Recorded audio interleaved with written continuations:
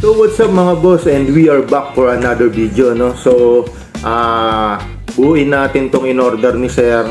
Check natin, no, kung ano-ano to, no? So yan, first is ENC, no? Na AEG rifle, EC867 yung model, no?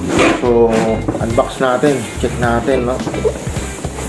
Ayan, check natin siya. So what's inside the box? Meron siyang manual at saka ayan, mga ano, mga model na meron si ENC, no? So ayan, no? May parang ano siya, brochure na kasama, no? So set aside natin yan. Ito yung mismong unit, guys. So, meron siyang, ayun, meron siyang kasama out of the box na dead air suppressor, Sunman dead air suppressor, no? So, ayan. Tapos, 300 rounder na high cap o camot cap magazine, no? Ayan. Camot type pala, sorry. Camot type na magazine, no? So, ayan. Aside natin tong mga to. Baba muna natin si box, no? Maliit ang ating pwesto. Ayan. So, this is the unit. Ayan. Ayan. Full mark, with full marking siya, no? So, may marking siya ng Noveske rito. Tapos, ayan, markings dito. Then, ang ganda ng kanyang bolt handle, no? Yung charging handle, no? Ayan, no? May markings din ng Noveske. May marking ng Noveske. Dito may markings din, full markings talaga, no? So isa to sa cake natin, eh. So Noveske, ayan, Rifle Works, no? Ayan, ayan, may markings din sa ilalim, may markings din dyan, kompleto yung markings, no? So ayan, isa to sa pinaka okay na unit natin, at isa to sa nare-recommenda natin, no? Isa to sa reliable, no? So may kasama siyang flip up sight. Yan, front and rear sight, no? Tapos yung kanyang handguard is Noveske na rin, no?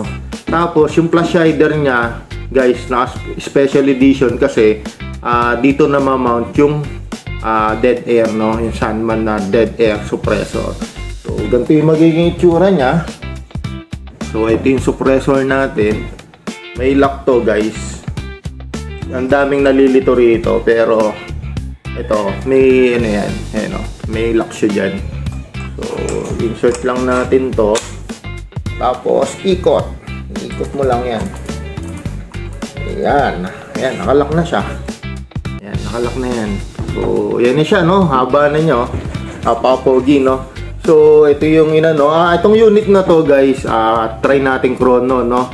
Pasensya na kasi yung chrono natin, yung DIY natin, no? So, chrono natin para may idea kayo kung ano yung FPS niya outside the box, no? So, siyempre, gawin natin is tanggalin natin yung buttstock, no? So, nare-retract tong buttstock na to into 5 position. Yan. Retractable yan. Yan. May numbering naman sa ibabaw kung anong ano ka na, no? Yan. 1, 2, 3. So, pagka gusto mong ma-access yung battery compartment niya, pull down, yeah, pull out. Yeah. So, ito yung kanyang Tamiya na cable. So, gamit tayo ng Storm Power 1200, no? 1200. Yeah. Mini, ano yan, mini Tamiya, no? So, para shoot na shoot lang dun sa compartment. Yan. Pang matagalan na rin naman yung 1200 na yan. So, kabit natin. Ayusin nyo lang yung cable. Kabit natin. Yan. So, yan. Yan. Dito tayo sa number 2 position. Then, ayan. Siya nga pala, guys, yun. Bukod dun sa kanyang charging handle, no? Yan. Naka-rotary type chamber din yan. Tapos, working yung kanyang bolt catch. So, yan. Pag pinindot ko yung bolt catch, yan. Tapos, syempre, balik mo yung dust cover. So, yun. Yung kanyang magazine, guys, high cap, nakamot type. So, shoot mo lang dito yung bala, tapos kamot. So, try natin siyang lagyan dahil sa 0.20 tayo, no? 0.2. 0.20 dB. Lagyan natin. Testingin din natin yung kanyang ROF outside the box, no? Out of the box, no? So, yan yung sinasabi ko pag kinamot mo yung ilalim. Kaya yung BBs o yung bala, yan na. So, yan. 0.20 usual yung ginagamit pang chrono, no? Pero ito 0.25, 0.30 kaya na nito. Pwede. Pero mas okay sa 0.25 kasi kung stock pero kung syempre naka-tune na yan, 0.30 ako gamit ko sa laro, 0.30 para medyo yun, medyo masakit, no? Mas solid yung impact ng tama, no? So yun, sa pagkabit ng magazine, talagang ang kailangan yung clicking sound nandun, no? Para hindi siya natatanggal, no? So yan, try natin mag-chrono, guys. Featuring our DIY rice dispenser. So yan, on natin yung chrono natin sa 0.2. Okay, Noveski firing 404, 400. So baka nakaipit, hindi nakatono yung half off nya, no? So try natin kung grabe naman yun, 617 lumabas. Saglit, chrono natin maayos, firing. So yun, 400 FPS yan. Yan, try natin tanggalin tong kanyang suppressor. Malaman natin kung ano talaga ang chrono niya. So 400 talaga na.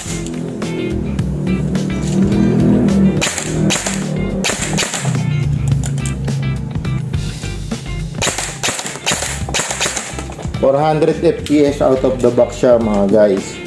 Ayan, try natin.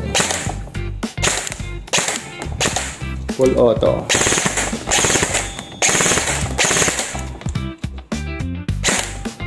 Ayan, 400 FPS siya out of the box, mga bossing. Ayan, diba? So, okay no. So, kailangan talaga i-upgrade siya. Pero kung CQB naman, pwede na yan, I think. Ayan. So, tanggalin na natin si ating chrono box, no? Ayan, tanggalin natin siya. Ayan, sana may idea yun. Kasi iba-iba rin yung ano niyan eh, guys. Iba-iba rin yung stock, no? May stock kasi, nagre-range ng 430, 440. Depende sa batch, no? Pero usual naman kasi kahit ganun kataas yung FPS, kung gusto mo talaga ng consistency and accuracy, tula ka talaga ng konti for upgrades, no? Kasi iba pa rin pag naka-bore up ka. Iba pa rin pagka nakaayos yung compression ng hangin mo. Iba pa rin talaga yon, no? So, yun nga, agaya dun sa laro namin, ang dami nagtataka, yung kanila hindi abot, yung akin abot, no? So, ganun. Ito guys, si Sir, bali, inorderan niya rin to ng EOTech set, no? So, kabit natin para mas ma-appreciate nyo, no? Kabit natin si EOTech, tanggalin natin tong stock na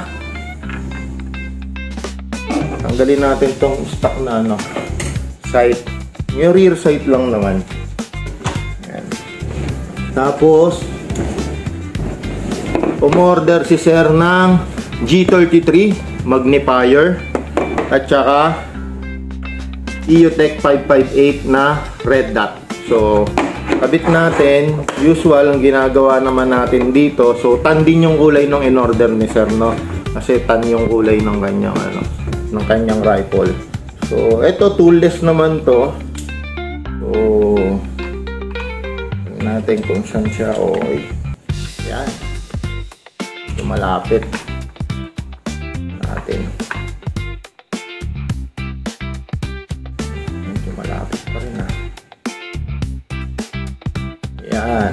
So, kailangan secured siya, no? Kasi binabali yan, yung magnifier. Bakit una ko laging kinakabit yung magnifier? Kasi para alam ko kung nasan yung edge niya, no? Yan. So, move pa tayo dito. Onte. Yan.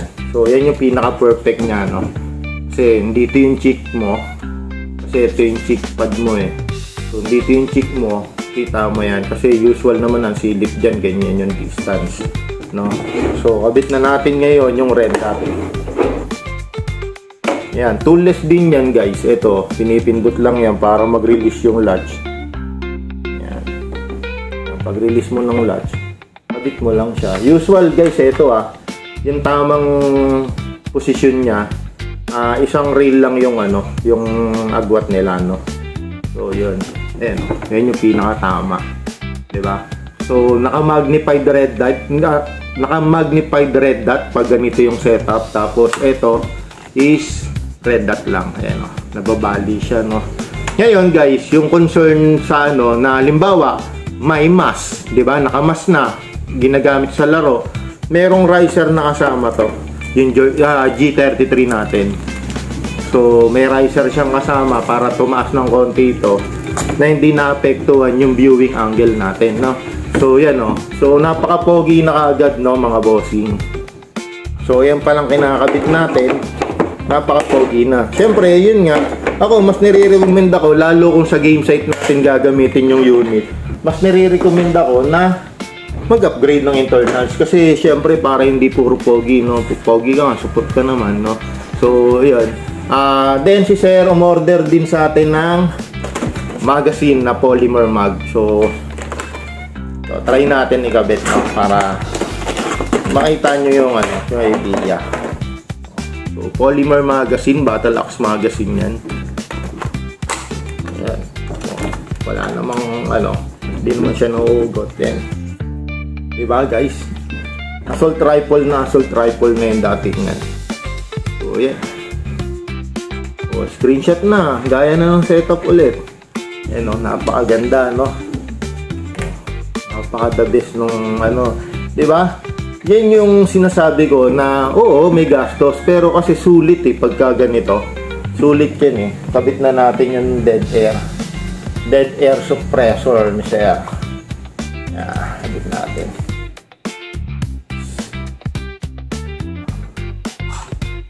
Yeah. Yun. Ogi. So, yan, no? Di ba? O, extraction ba yan? O, di ba? Ganda pa ng bat stock nyo. So, yan. Position natin sa number 2 kasi lagi ako number 2 Yan. Di ba? Ando.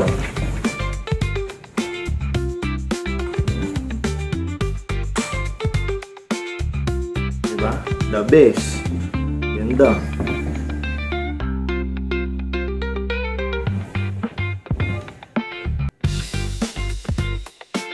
Oh, 'di ba? Ganda.